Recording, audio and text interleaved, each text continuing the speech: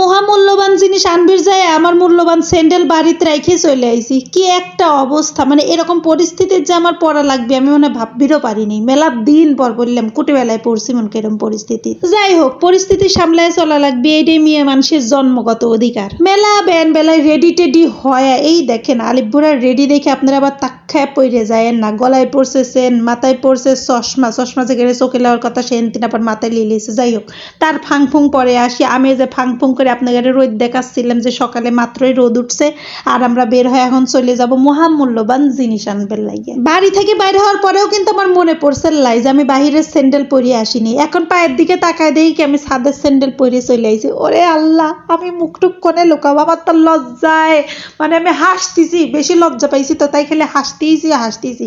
আবার যে আমি ঘুরে বেড়িয়ে যাবো, কিন্তু আমার একটা টাইম আছে, টাইমের মধ্যে তো আমার শহরে পৌঁছায় নিয়েই লাগবে। কি একটা অবস্থা কোন তো। আমি তো গাউন দিয়ে আমার পাউডা খালি ঢেকে রাখতেছিলাম যে কারণ নজর যেন আমার পায়ের উপরে এসে না পড়ে। এইরকম পরিস্থিতিত কিটা পড়েছিলেন কোন তো। আমি সেই মনে হয় কুটিবেলায় পড়েছিলাম, তারপরে বাড়ির দৌড় মেরে যায় স্যান্ডেল পরে তারপরে আবার বাইরে হয়ে আইছিলাম। কিন্তু আজকে সেই সময়টাও আমার হাতে নাই। তো আমার মহামূল্যবান জিনিসের জন্য অপেক্ষা করতে করতে আলিফ বুড়া এখানে বোরিং ফিল করতেছে। তার বলে ভাল লাগতেছে না, মুখ চোখ কালা কুচকুচো হয়ে গেছে। মানে সকালই রোদের এত তাপের তাপ কি আর কব। এই জন্য অল্প সময়ের জন্য সালপালে বাহিরে লিয়ে আসা লাগে না। তা আমার মহামূল্যবান জিনিস আবার তার কাছেও সেই রকমের মহামূল্যবান, এই জন্য আর পিছাইল না। কি আর করবো, আমার তো নিজেকে সামলাইনিই লাগতেছে। বুঝতেছেনি তো কি কারণে আমার নিজেকে সামলাইনি লাগতেছে। তারপরে আবার আলিফ বুড়াক বুঝাচ্ছি যে বাবাটা মন খারাপ করো না।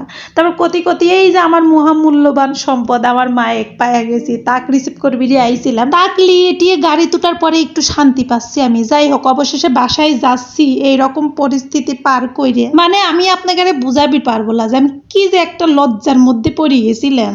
আর আমার মা আসবি আর বস্তা ভর্তি ভালোবাসা নিয়ে আসবিলে, তাই কি কখনো হয়? কিছুদিন আগেও কিন্তু পাঠাইছে, তারপরে সে আসতেছে। গ্রামের কত রকম জিনিসপাতি আছে সেইগুলোতে নিয়ে আসাই লাগবে। এই হলো মায়ের ভালোবাসা, বুঝছেন? যদিও বা জিনিসপাতি দিলেই যে ভালোবাসা প্রকাশ করা হয় তা কিন্তু না, কিন্তু ওই যে মায়ের মন তার মানে না। যাই হোক, মেলা গল্প গুজব করলাম আপনাদের সাথে, হাসি ঠাট্টা দিয়ে দিনটা আজকে পার হলো। সবাই ফাইন থাকবেন আর আমার জন্য দোয়া করবেন। আজ এ পর্যন্তই রাখি। আল্লাহ হাফেজ।